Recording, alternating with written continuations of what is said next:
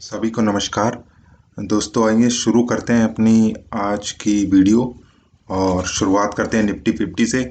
तो देखिए निफ्टी 50 में आज फिर से 10 पॉइंट की लगभग गिरावट देखी गई। आज ओपन हुआ था निफ्टी गैप अप ओपनिंग के साथ, लगभग 70 पॉइंट की गैप अप ओपनिंग थी, लेकिन उसके बाद ये टिक नहीं पाया, अपने जो हरियाली थी उसमें टिक नहीं पाया और जाते जाते 10 पॉइंट की गिरावट के साथ बंद हुआ। और निफ्टी 50 जो बंद हुआ आज वो हुआ लगभग 10,300 के लेवल पे। आइए बात करते हैं इसके चार्ट की। तो देखेंगे आप कि जो आज ओपन होता है वो निफ्टी 50 गैप अप ओपनिंग के साथ ओपन हुआ था, जो 10,382 की, लगभग 10,380 की ओपनिंग रही थी।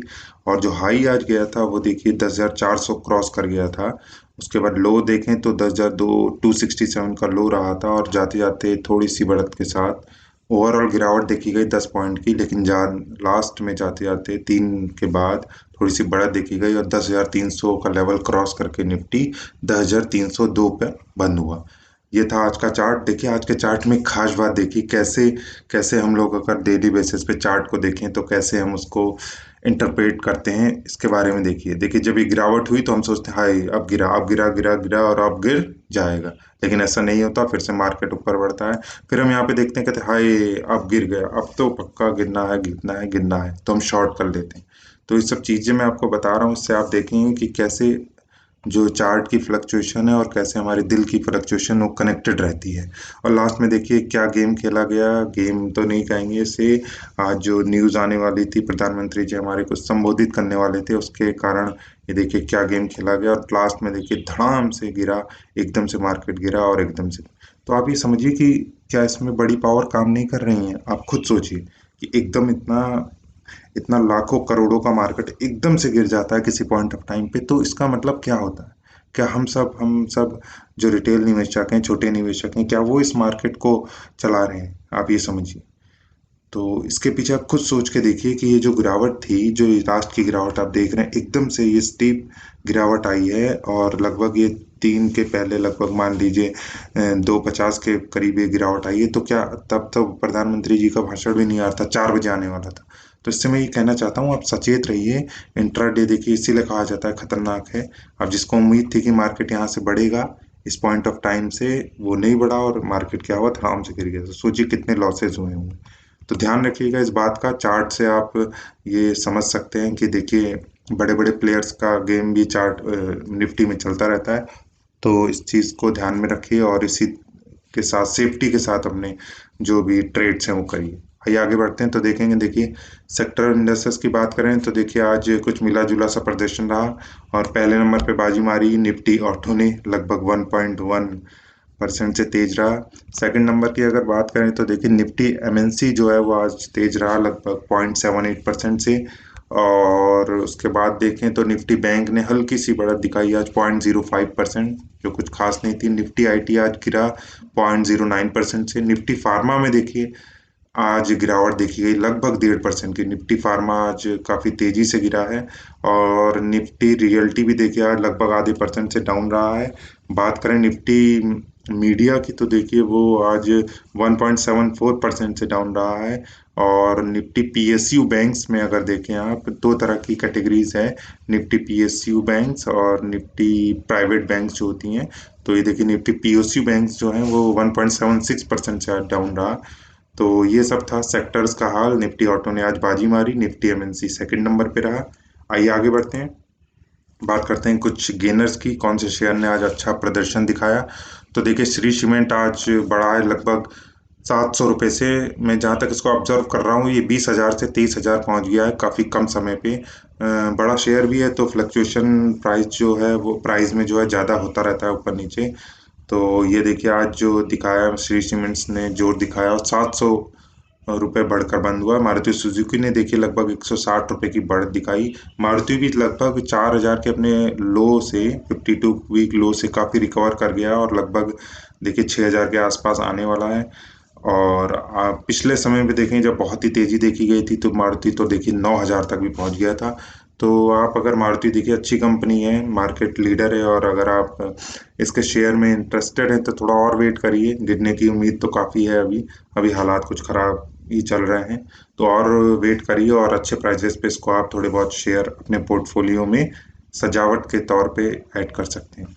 आइए और देखें तो देखेंगे कि आपने ये आईसीआईसीआई बैंक ने आज 8 रुपए की बढ़त दिखाई और नेस्ले इंडिया लगभग 450 रुपये बढ़कर बंद हुआ। आयशर मोटर्स देखिए 220 रुपये बढ़कर बंद हुआ। आयशर मोटर्स देखिए 13,000 के अपने 52 वीक क्लो से काफ़ी रिकवर कर गया। ये बड़े बड़े शेयर्स हैं जो रिकवरी काफ़ी तेज़ी दिखाते हैं, लेकिन सेम वैलिड है, अगर कोई नेगेटिव न्यूज़ या मार्केट ख़राब है तो ये शेयर काफ़ी तेज़ी से गिरते भी हैं, तो ध्यान रखिएगा इन सब चीज़ों का। भारतीय इंफ्रास्ट्रक्चर देखिए आज उसने लगभग 1% की बढ़त दिखाई। पहले पे रहा श्री सीमेंट, दूसरे पे रहा मारुति सुजुकी, तीसरे पे रहा नेस्ले इंडिया। और आइए और बात करें तो देखिए आज एचडीएफसी ने जो है वो 13 रुपए की लगभग बढ़त दिखाई है और कोटक बैंक जो है वो लगभग 5 रुपए बढ़कर बंद हुआ है आज। इन्फोसिस ने देखिए आज लगभग 4.5 रुपए की बढ़त दिखाई है। तो ये थे हमारे टॉप गेनर्स, जो मेन गेनर्स थे जिन्होंने आज अच्छा प्रदर्शन किया। आइए आगे बढ़ते हैं और बात करेंगे टॉप लूजर्स की। लिस्ट लंबी है। विप्रो देखिए आज डाउन रहा लगभग 0.02% से। बजाज फिनसर्व देखिए लगातार गिर रहा है और आज भी 45 रुपये गिरा है। टाइटन कंपनी देखिए लगभग 8 रुपये गिरी है आज। एसबीआई का जो प्राइस है वो लगभग 0.45% गिरा है और जी इंटरटेनमेंट देखिए लगभग 0.95 रुपए की गिरावट के साथ बंद हुआ है। और आगे देखें तो देखिए टीसीएस 20 रुपये लगभग आज गिरा है। बजाज फाइनेंस देखिए आज लगभग 26 रुपये से गिरा है। बजाज ऑटो भी देखिए आज 33 रुपये से डाउन रहा है। और रिलायंस इंडस्ट्रीज़ में देखेंगे तो आज देखिए 20 रुपये की लगभग गिरावट देखी गई है। तो ये सब गिरावट। भारतीय एयरटेल भी देखिए आज लगभग 7.5 रुपये से डाउन रहा है। ओएनजीसी में देखिए 1 रुपये की गिरावट देखी गई। ओएनजीसी गिरता ही जा रहा है काफ़ी टाइम से। टाटा मोटर्स कभी बढ़ता है कभी गिरता है, आज इसमें गिरावट देखी गई लगभग 1.2 रुपीज़ की। आईटीसी देखिए आज डाउन रहा लगभग 2.60 रुपीज़ से। तो ये थी शेयर्स की चर्चा। और कुछ लिस्ट देखेंगे तो देखिए कोल इंडिया अगेन आज डाउन रहा 2 रुपये से। और बात करते हैं और कुछ शेयर्स की तो देखिए बीपीसीएल में आज 10 रुपये की गिरावट देखी गई लगभग। और जो सन फार्मा है आज फार्मा सेक्टर डाउन था, तो लगभग इसमें सन फार्मा में लगभग 9 रुपये की गिरावट देखी गई है। वेदांता में देखिए वेदांता की न्यूज़ ये आई थी कि डीलिस्टिंग के लिए अप्रूवल मिल चुका है वेदांता को। उसका आज प्राइस जो जिस समय चल रहा है 106 रुपीज़ चल रहा है। डीलिस्टिंग का जो प्राइस है वो लगभग 87.5 रुपीज़ इसमें प्राइस है डीलिस्टिंग का। आप देखिएगा इस न्यूज़ को। तो इसमें आज जो गिरावट देखी है वो लगभग 1.5 रुपये की थी। आइए आगे बढ़ते हैं, बात करेंगे अपने कमोडिटीज सेक्शन की। तो देखेंगे कमोडिटीज सेक्शन में देखेंगे गोल्ड आज 106 रुपये बढ़कर बंद हुआ। सिल्वर की अगर बात करेंगे तो देखिए 267 रुपीज़ बढ़कर आज सिल्वर भी बंद हुआ। कॉटन में आज 60 रुपये की बढ़त देखी गई। क्रूड ऑयल देखिए काफ़ी दिनों से गिर रहा है और आज इसमें 33 रुपये की फिर से गिरावट देखी गई है। नेचुरल गैस में भी देखिए आज बढ़त हो रही 1.23% की। तो ये था अपना कमोडिटीज़ का हाल। काफ़ी इंपॉर्टेंट होता है मेन कमोडिटीज़ का, आपको एक अंदाज़ा मिलता रहता है कि देश दुनिया की अर्थव्यवस्था इसमें काफ़ी डिपेंड करती है। तो आइए आगे बढ़ते हैं। बात करेंगे देखिए एफआईआईज और डीआईआईज की। तो देखिए भाई साहब आज तो बड़ा विरोधाभास रहा। ये देखिए आप डाटा को देखिए। एफआईज ने कहा हम तो माल बेचेंगे, कई दिनों से वो बिकवाली पे उतारू हैं और आज उन्होंने 2000 करोड़ की भारी बिकवाली करी है नेट में, 2000 करोड़ की। उसके विपरीत देखिए डीआईज, तो उन्होंने कहा हम तो मार्केट को बचाएंगे। इंडियंस का खून जल्दी खौलता है ना। तो देखिए डीआईज ने क्या करा है, 2051 करोड़ की बाइंग करी है। आज 2051 करोड़ की बाइंग करी है। कैश सेक्शन का डाटा ही मैं आपको दिखाता हूँ जो शेयर्स में बाइंग डीलिंग होती है। तो एफआईज ने आज देखिए 2000 करोड़ की टोटल सेलिंग करी है और डीआईज ने आज 2051 करोड़ की टोटल में बाइंग करी है। 4 दिन का डाटा अगर देखेंगे तो आप देखिए एफआईज का डाटा देखिए आप 30 को 2000 करोड़ की बिकवाली, 29 जून को भी लगभग देखिए 1937 करोड़ की बिकवाली, 26 जून को जो बिकवाली रही वो 753 करोड़ की, 25 जून को भी जो बिकवाली रही वो देखिए 1050 करोड़ की। तो देखेंगे आप पिछले 4 सेशन से जो एफआई से वो अपना माल हटाते जा रहे हैं। कुछ ऐसी न्यूज़ हैं, कुछ अर्थव्यवस्था को लेके बात चल रही हैं इंडिया में, तो उसके हिसाब से ये एफआईज अपनी करवट बदलते रहते हैं।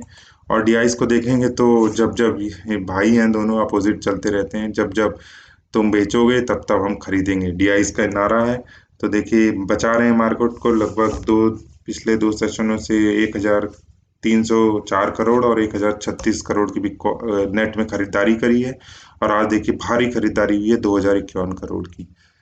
तो आइए आगे बढ़ते हैं, बात करेंगे। देखिए कुछ मार्केट इंपॉर्टेंट न्यूज़ होती है इस सेक्शन में। इस सेक्शन में आप देखिए पहली जो न्यूज़ है वो इन्फोसिस ने एक SAP based personalised medicine solution launch किया है फार्मास्यूटिकल कंपनीज के लिए। तो अच्छी खबर है, इन्फोसिस के लिए अच्छी खबर है और फार्मास्यूटिकल कंपनीज के लिए भी अच्छी खबर है। आप अपना पर्सनलाइज्ड मेडिकल सॉल्यूशन आप पा सकेंगे ईजिली। आइए यस बैंक की बात करें तो देखिए यस बैंक ने जो इसल इंफ्रा और एसकेआईएल इंफ्रा की जो प्रॉपर्टीज़ हैं वो ऑक्शन के लिए मंजूरी मिल गई है उनको। वो अपना जो ड्यूज़ है वो इसको ऑक्शन के थ्रू अपना रिकवर करेंगे यस बैंक। तो यस बैंक धीरे धीरे ठीक ठाक सी अच्छाई की ओर माने, अच्छाई क्या माने मतलब मान लीजिए कि काफ़ी विकट परिस्थितियों के बाद अब धीरे धीरे अपने आप को सुधार करने की कोशिश कर रहा है। और उसके बाद बात करें तो देखिए BBB- रेटिंग गेल को दी गई है और नेगेटिव आउटलुक उसका बताया गया है। और इंडियन सोवरेन नेवीज की BBB- में रेटिंग दी गई। गेल के लिए अच्छी खबर नहीं है, बिल्कुल अच्छी खबर नहीं है। PSU है बहुत बड़ी इंडिया की, लेकिन ये बिल्कुल अच्छी खबर नहीं है गेल के लिए। और भारती एयरटेल ने देखिए कमाल कर दिया और वोडाफोन आइडिया के को पछाड़ के वो second largest telecom service provider बन गया है कंट्री में। वोडाफोन का कुछ अच्छा प्रदर्शन नहीं रह रहा है, ना तो शेयर इसका कुछ खास प्रदर्शन दिखा रहा है। और जो उन्होंने फरवरी में कस्टमर ऐड किए हैं वो देखिए तो लगभग लगभग 9,22,000 कस्टमर लगभग भारती एयरटेल ने फरवरी में कैप्चर किए हैं इस साल की फरवरी में। तो काफ़ी अच्छी न्यूज़ है, भारतीय एयरटेल अच्छा परफॉर्मेंस दिखा रहा है, शेयर भी इसका अच्छी बढ़त दिखा रहा है काफ़ी समय से। लगभग जब से मैंने इसको ट्राई किया था तो लगभग ये 250 से आज देखिए 550 के ऊपर ही चल रहा है। तो ये तो मल्टीबैगर ऑलरेडी बन चुका है पिछले 1 डेढ़ साल में। तो ये भारतीय एयरटेल के में अगर आप निवेश करना चाहते हैं तो थोड़ी से शेयर आप अच्छे प्राइस पे आप ले सकते हैं। आइए आगे बढ़ते हैं और बात करेंगे स्टॉक रिजल्ट्स की। तो देखिए स्टॉक रिजल्ट्स में पहले बात कर लेते हैं अपना फेडरल मुगल लिमिटेड की। तो इसमें देखिए गिरावट देखी गई, कंपनियों का कुछ खास प्रदर्शन नहीं है कोरोना के चलते। 86% की गिरावट देखी गई है। ओरिएंट रिफ्रैक्टरीज में देखिए लगभग जो प्रॉफिट में गिरावट रही है वो 25% की रही है। CG power and industrial solution में देखिए प्रॉफिट बहुत गिरा है, लगभग 50% से प्रॉफिट डाउन है। टाइम टेक्नोप्लास्ट लिमिटेड में भी देखिए जो प्रॉफिट डाउन रहा है वो लगभग 50% से डाउन रहा है। तो एक कंसोलिडेटेड बेसिस पे जो रिजल्ट है उसकी चर्चा हमने करी। और आगे बढ़ के हम करते हैं चर्चा स्टैंड अलोन बेसिस पे, जो सिंगल बेसिस पे रहती है। तो एक अच्छा न्यूज़ इसमें देख लीजिए, कल्याणी इन्वेस्टमेंट कंपनी लिमिटेड है, उसने जो प्रॉफिट में राइज किया है वो लगभग 4,000% का है। 4,000% काफ़ी बड़ी वैल्यू है। सेल्स ग्रोथ देखिए इसका 961% रहा है इस क्वार्टर में। तो ये न्यूज़ थी, ये काफ़ी अट्रैक्टिव न्यूज़ है। कल्याणी इन्वेस्टमेंट कंपनी लिमिटेड की काफ़ी अच्छा परफॉर्मेंस दिखाया है। नेट प्रॉफिट करोड़ में भले ही 15 करोड़ का हुआ है, लेकिन ये इम्प्रूव कर रही है। देखिए इम्प्रूव करना बहुत ज़रूरी है, भले ही आप थोड़ा सा इम्प्रूव करते रहें और ऐसे इम्प्रूव करते करते आप ज़िंदगी में एक बहुत ही अच्छे मुकाम पे पहुंच सकते हैं। तो और जो बात करें अगर JK Kumar infra project limited की, तो उसके प्रॉफिट डाउन रहे हैं 45% से और सेल्स भी गिरी है लगभग 9% से। डॉलर इंडस्ट्रीज लिमिटेड में देखिए जो नेट प्रॉफिट डाउन हुआ है वो हुआ है 41% से और जो सेल्स ग्रोथ उसकी डाउन हुई है लगभग 20% से। तो ये था स्टैंड अलोन बेसिस पे रिजल्ट्स का डिस्कशन। आइए आगे बढ़ते हैं और आज मैं आपको एक बात बताता हूँ कि फिर से एक बात पे डिस्कस करते हैं। तो देखिए ये जो आपको अपनी कैटेगरी जरूर चुननी चाहिए। जब शेयर मार्केट में आप निवेश करते हैं तो आपको अपनी कैटेगरी जरूर चुननी चाहिए। तो कैटेगरी क्या होती है ये बात करते हैं। देखिए दो टाइप की कैटेगरी होती है, एक तो होती है एग्रेसिव, एक होती है एग्रेसिव। एग्रेसिव का मतलब ये है कि आप जो है वोलेटिलिटी जो मार्केट में आएगी, आप ऊपर हो रहा है, नीचे हो रहा है, दाएं हो रहा है, बाएं हो रहा है मार्केट, तो उसके हिसाब से आप अपना ट्रेड एग्रेसिवली करेंगे। कभी आप बेचेंगे, फिर आप खरीदेंगे, फिर आप खरीदेंगे, फिर आप बेच देंगे क्विक सक्सेशन में। और इस तरह से जो एग्रेसिव इन्वेस्टर हैं वो काफ़ी एग्रेसिव रहते हैं, काफ़ी एक्टिव रहते हैं और अपने जो सौदे हैं वो काफ़ी खरीद बेच करते रहते हैं, कॉल ऑप्शन में काम करते हैं, फ्यूचर्स में काम करते हैं। वो एग्रेसिव इन्वेस्टर्स हैं। क्यों? क्योंकि उनको हाई रिटर्न्स की उम्मीद रहती है। हाई रिटर्न्स कभी कभार उनको मिल भी जाते हैं, लेकिन लॉसेज भी एग्रेसिव इन्वेस्टर को ज़्यादा होने के चांसेस हैं। कभी वो पेनी शेयर्स में भी डील करने लगते हैं, काफ़ी पैसा पेनी शेयर्स में लगा देते हैं।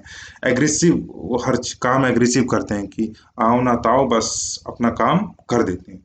उसके विपरीत देखें, डिफेंसिव इन्वेस्टर जो होता है वो भैया बहुत ही भोला भाला मासूम, कम पैसों वाला मान लीजिए आप। कम पैसों वाला तो नहीं कहेंगे, काफ़ी इन्वेस्टर होते हैं, कैटेगरी होती है ये एक।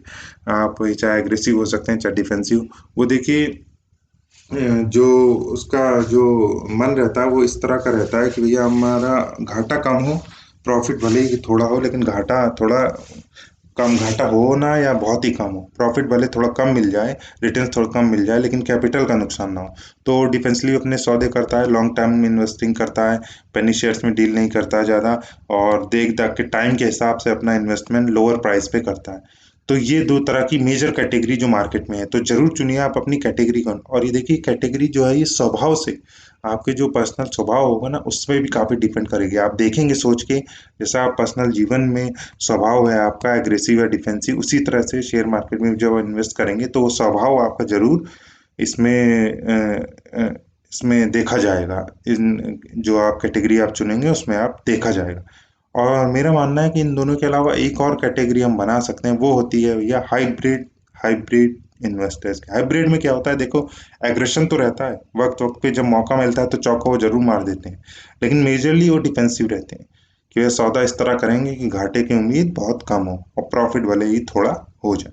तो हाइब्रिड इन्वेस्टर इस कैटेगरी में आते हैं जो दोनों तरफ से सोचते हैं कि मौके पे चौका तो हम मार ही देंगे, और जो अपने ट्रेड्स हैं, जो बड़े ट्रेड्स हैं, वो बहुत ही सोच समझ के, इंफॉर्मेशन लेने के बाद, सब कुछ देखने के बाद, परिस्थितियां भांपने के बाद ही करेंगे। तो इस तरह के जो इन्वेस्टर्स आजकल जो पाए जा रहे हैं या जो हो रहे हैं, न्यू न्यू जनरेशन इन्वेस्टर, वो हाइब्रिड इन्वेस्टर्स हो रहे हैं। हाइब्रिड देखिए कार भी कितनी सक्सेसफुल है, हाइब्रिड देखिए और भी टेक्नोलॉजीज कितनी है। तो लोग ना ऊपर का चाहते हैं ना नीचे का, तो एक बीच का सॉल्यूशन काफ़ी अच्छा रह रहा है पर्सनल लाइफ में भी, और अगर इन्वेस्टर की कैटेगरी की बात करें तो उसमें भी। तो थर्ड तरह की जो कैटेगरी है वो हाइब्रिड कैटेगरी है। तो आप चुनिए इनमें से आप कौन सी कैटेगरी में आते हैं, उस हिसाब से आप अपने इन्वेस्टमेंट डिसीजन फ्यूचर में लीजिए। आइए आगे बढ़ते हैं और बात करते हैं खास सेक्शन बीडी। बीडी की, बल्क डील्स की। तो देखिए इसमें देखिए देखिए ये जो डाटा दिखाया गया है, इसमें पहला डाटा हम देखें तो देखिए एल्केमिस्ट लिमिटेड पेनी शेयर है ये, इसमें लगभग बाइंग जो हुई है वो हुई है, देखिए बाइंग हुई है 75,000 शेयर की। जो हंसा बेन हसमुख भाई अमीन ने बाइंग करी है वो है 75,000 शेयर्स की लगभग बाइंग हुई है, 5 रुपये 9 पैसे पे। और जो आप देखेंगे, दूसरा डाटा देखेंगे तो देखिए ये जो अपना एल्बर्ट डेविड लिमिटेड है, इसमें सचिन कसेरा जी ने सेलिंग करी है लगभग 29,732 शेयर्स की, 412 के प्राइस पे। तो ये दो डाटा थे। और देखिए तीसरा मेन इंपॉर्टेंट डाटा देखिए आप, जो डिजिटल डिगजैम लिमिटेड है, उसमें सेलिंग हुई है लगभग 5,71,000 शेयर्स की। काफ़ी बड़ा डाटा है, पेनी शेयर है ये, 3.44 रुपीज़ पे इसकी इतनी सेलिंग हुई है। और जो ग्लोबल टेक्सटाइल है उसका भी देखिए डाटा, आज जो है वो सेलिंग हुई है 82,000 शेयर्स की, 33 रुपये के प्राइस में, लगभग 34 रुपये के प्राइस में। और जो Orient green power company limited है उसमें देखिए आज सेलिंग हुई है लगभग लगभग काफ़ी भारी सेलिंग है, 44 लाख शेयर्स, 44,38,000 शेयर्स की, 2.62 रुपीज़ में। तो ये देखिए पेनी शेयर्स में आजकल काफ़ी भारी सेलिंग चल रही है, बहुत ही बच के आप रहिए, इसीलिए कहता हूँ मैं कि पेनी शेयर जो है वो काफ़ी रिस्की हो सकते हैं। एकदम से बल्क सेलिंग हो जाती है तो जो प्राइस है वो काफ़ी डाउन हो जाता है। और देखिए आगे बात करते हैं, और सेकंड पेज जो है बल्क डील्स का, उसमें बात करेंगे तो देखिए पहला ये देखिए प्रीति इंटरनेशनल लिमिटेड में 16,000 शेयर्स की बाइंग हुई है। बल्क डील्स है तो समझिए 0.5% जो ऑल ओवर शेयर्स हैं अपने कंपनी में, उससे ज़्यादा के शेयर्स खरीदे बेचे गए हैं।